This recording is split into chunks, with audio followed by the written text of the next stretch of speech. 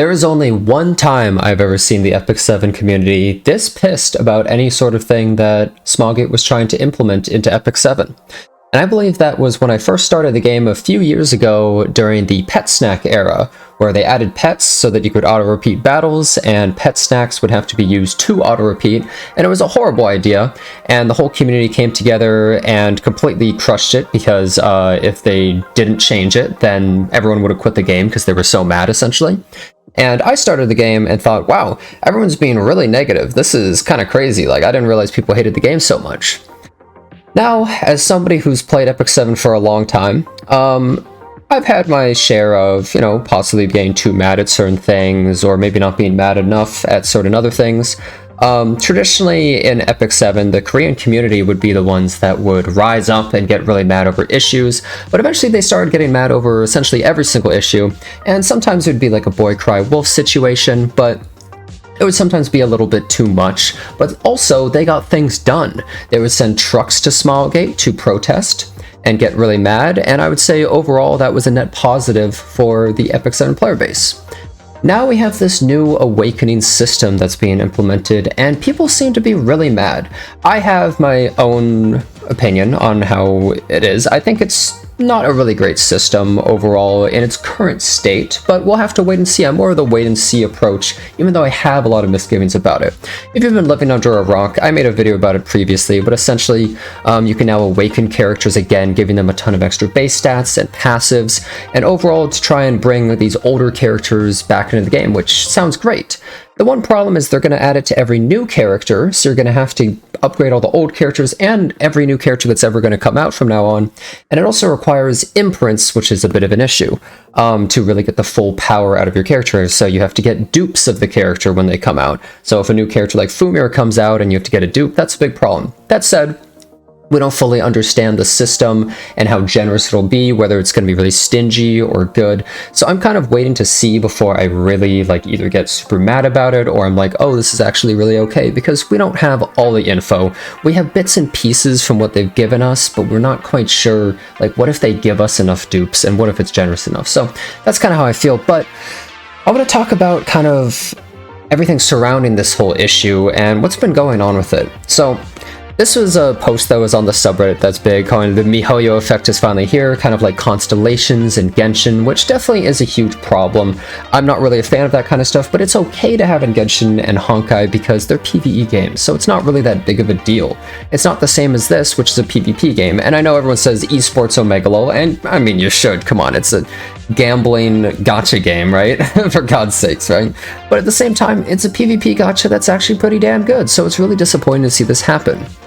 And so, this guy, I think Brother Makai his name is, when translated, he is a Chinese content creator, and he's kind of trying to speak for some of the Chinese community, saying that he thinks it's a horrible, horrible idea to add this awakening system.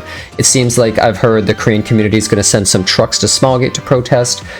China is really pissed. I've been watching the Challenger Cup, which is their World Cup, essentially, because China owns the entire world, so it's the World Cup. But anyways, and they actually muted chat because people were just pissed. People were so mad that they just completely censored chat, which I think is a bit ridiculous to do, but essentially that's what they did during the entire Challenger Cup. And so he's trying to speak for some of the community, saying that it's a horrible idea and the community hates it. You're going to kill your community. You're going to make money in the short term, but in the long run, you're going to not only tarnish your reputation in China, but also just completely lose any goodwill you might have. And I would say he's kind of right about a lot of that, assuming this is a bad system. And I think a lot of people look at this system and say, oh, it's made for China, pay to win kind of stuff. When you think pay to win, a lot of people think of countries like China, Japan, and Korea, right? Well, it seems like all of them hate this. So overall, it seems to be pretty despised worldwide at the moment. And I know that there's a lot of people that will say, well, it's not that big of a deal, or come on guys, you guys are overreacting, or everyone overreacts over everything. And sure, sometimes people overreact over stuff, but so what? What do you lose from the community overreacting? So basically, worst case scenario is the system comes out and it's horrible and ruins the game. That is the worst case scenario. Best case scenario is it comes out and it's amazing for the game and everyone is happy and we all love it. So if everyone complains, what do we lose? Not really anything, right? But if everyone complains, we only really have things to gain. If everybody complains, then, well, maybe Smallgate has to look at the system again. They have to make sure that it's actually friendly enough for the players, that it's actually good enough. They actually have to revisit it, and also it lights a fire under their ass, which is overall a good thing. I don't really see any case where it's actually a bad thing for the community to get really pissed. Nobody really loses, and you could say, well, Smallgate loses, but I don't really have a ton of sympathy for them. So I like Smallgate as a company. I think they've done a great job with the game as a whole, and I love the game. I've only had great interactions with the community managers, although some of them just left, which is kind of funny timing. And, you know, the company's fine, and I've loved working with them on occasion as well. But at the same time, this is a gacha game. It's preying on human feelings and addictions, and it's essentially a gambling mobile game. So why treat it like it's a person, like, oh, we're gonna make them feel bad? Why any sympathy, really? They make millions of dollars for not really having to do crazy things, while games have to go through development for years to make way less than a gacha game will ever make. So I don't really feel bad for people getting mad at them overall, and realistically they're adding a system that could have been handled so easily completely free to play, but they made it into a much more pay to win system. So it just doesn't really make any sense overall. The Awakening system is, I mean, you look at it and you immediately think it's pay to win, right? That's the first thought that go into most people's mind. And here's more things about it. So apparently the E7 World Cup winner, Brother Stone, he's the one who won the first World Cup.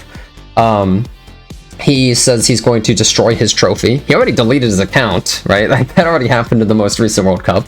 But now he's saying he's also going to, like, demolish his trophy and maybe stream it or something like that in protest, essentially. He's really pissed. He has an account on the Chinese server right now, I believe, too, and the Japan server. So he's not really all that happy either. And a lot of people are blaming this man for the entire issue. So this man, excuse my pronunciation, Baek Young-hoon, former vice president of Netmarble, is actually the head of the Smilegate Megaport division, who are the ones in charge of Epic 7. This guy previously worked at Netmarble. And if you don't really know what Netmarble's done, they've made a lot of gacha games, and they're very pay-to-win overall. Games such as Seven Knights, Lineage 2 Revolution, Seven Deadly Sins Grand Cross. They have games like Ni no Kuni, which a lot of people call NFT no Kuni, because it turns out Netmarble is actually trying to put NFTs into every single new game that they make, so that's really great. Do we want that in E7? Although I doubt that would happen, but that's not really a great track record to have a bunch of insanely pay-to-win games, and then also have a, you know, be from a company that really likes to pull the rug out from under a lot of people and screw them over. A lot of Netmarble games will come out and everyone loves them and they're pretty free to play, and then a few months in they like to add super pay-to-win systems and kind of kill the game and then rake in the cash. Epic 7's a game that's been stable and going for years and has been successful. I don't really think that they have to do anything to ruin that. Sure, E7 could be improved in so many ways. Like, for instance, the packs are ridiculously expensive. You can tell they're only designed for whales. They're $100 for, like, crap, right? Clearly, everything is kind of designed for whales, and that's how things are overall in any gacha. You should always design things for whales because they're the top percentile of money that you make as opposed to normal spenders a lot of the time. So realistically, it totally makes sense, and that's all fine. But can't you make your money off costumes or something like that other than imprints? At the same time, I'm okay with some of the imprint stuff. It's okay for older characters, like really old characters like Crow and Ravi, to need like an extra dupe, because inevitably if you're playing Epic 7 a good amount, you're probably getting random dupes here and there of stuff, so I think that's reasonable. But having to pull new characters and then also pull dupes to really get their full effect, that seems a little bit far to me. I've been called a lot of things. I've been called like a Smilegate shill, and then I've also been called, I don't know what the opposite would be, but essentially that I hate Smilegate or something like that. And people will be like, oh, well, as soon as he's getting paid or anything like that, then he'll be really nice towards Smilegate and everything. I'd like to think that I'm just somebody who calls it like it is. When Smilegate does something that's really shitty, I call them a bunch of bad names and I get mad at them and I say a lot of crap about them, right? When Smilegate does something good, I'm like, wow, that's a really good job, they're doing really well, etc., right? I'd like to be pretty honest about this stuff. I'm not really super for them or against them realistically. It's just with each individual thing, I kind of give my opinions and thoughts on them. And, well, you can take that as you will, but that's sort of how I feel about the entire thing. I would say that overall, I think Smallgate should really revisit this entire thing. Whichever side of the fence you're on, whether you're one of the people that are getting really pissed at this, or one of the people saying that everyone's overreacting, realistically, I think it's good for the entire community to come together and say how unhappy they are about something. And hopefully that can get it fixed sooner, because what would you rather have? Would you rather have this system come out and immediately get fixed or changed, essentially, with the community being really pissed? Or what if the system comes out and it's bad, and then people start to get mad, and then it takes months and months for it to get fixed? Like, which would you rather have? Isn't it better if it gets addressed as soon as possible? And if the system's good, and everyone's pissed right now, and then the system comes out, and everyone realizes it's good, then who loses, right? Then everyone's happy, and they're like, okay, you know what? We were wrong. Good job, Smallgate. You handled this really well. So I just see it as a win-win overall, and I really think that people shouldn't be looking at it the way they do. I think everyone kind of should be on the same side here, because realistically, it's only going to make the big game better the more friendly it is to the general player. So that's kind of my whole thoughts on this entire thing. The final thing I would like to add is I think a lot of people in the West are thinking of this with a Western attitude, but I would say, from my experience of Asian games, it seems like there's a much more hostile environment there between the company and the player. So essentially, in the West, a lot of companies are like, oh, we like to be your friend, like, hello, fellow kids. They like to kind of fit in and be cool and be much more friendly. They have like Twitter accounts that are memeing and other crap like that, right?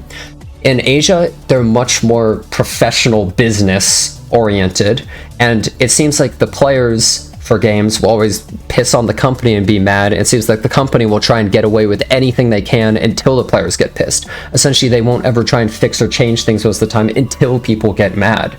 So essentially, this is the only real signal to actually tell them to fix things or other stuff like that, right?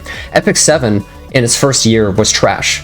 You didn't have pity, you didn't have mystics, there was so many horrible things. It took like 86 molas to max mola a character, and it also, you got like 1/3 of the amount that you get right now, so basically just drop hundreds of dollars to upgrade your characters. Like, it was trash, right?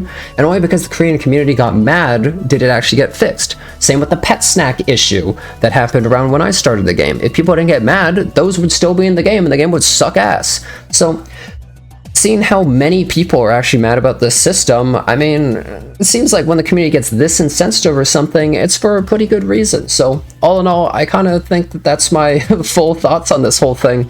I hope it turns out well in the end, because I am excited for a lot of characters to get upgraded. I think that's really awesome, but I want the game to be the best it can possibly be, and if the best it can possibly be is without this system, well, that's probably better, or at least fix the system in some way, make it so that new characters don't have the awakening system, because it's just too much to give new characters. Make it so only old characters on occasion will get it. There's all sorts of things relating to this, and I made a whole video where I kind of poked all the holes in that I saw, where it's like, oh, this would be an issue, this would be an issue, this would be an issue. So yeah, anyways, those are my full thoughts. I hope you enjoyed the video. Tell me what you think in the comments. I think I'm pretty level-headed here, but I mean, hey, tell me what you think. Maybe I'm a raving madman as per usual, but I can have a very sensible mood when I actually wish to. So thanks a bunch for watching, and I hope to see you next time.